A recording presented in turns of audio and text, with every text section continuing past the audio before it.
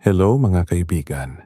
Alam mo ba na mayroon tatlong pinakamalalaki at pinakamahahalagang kabundukan sa Pilipinas? Tara, ating aalamin ang kasaysayan ng bawat isa.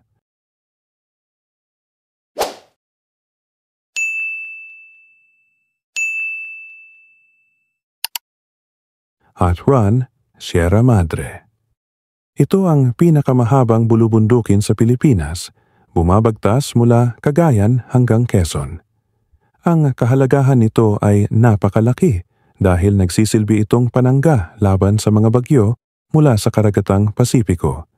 Pinoprotektahan ang mga kalapit na lugar mula sa malalakas na hangin at pagbaha.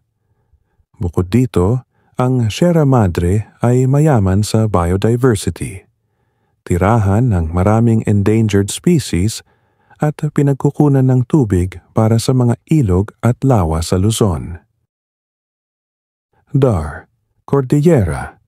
Matatagpuan sa gitnang hilagang bahagi ng Luzon, ang Cordillera ay hindi lamang isa sa mga pinakamalaking kabundukan sa Pilipinas, kundi pati na rin isang cultural heritage site dahil sa mga katutubong komunidad nito, tulad ng mga Ifugao na kilala sa kanilang mga rice terraces.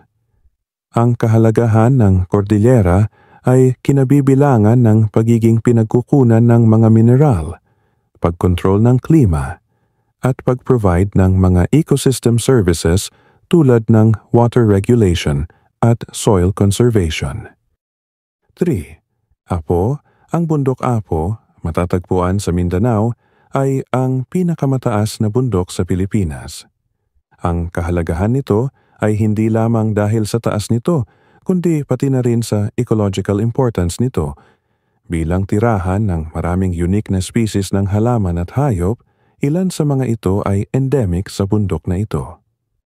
Ang Apo ay isa ring popular na destinasyon para sa mga trekker at climbers na nagbibigay ng pangkabuhayan sa mga lokal na komunidad.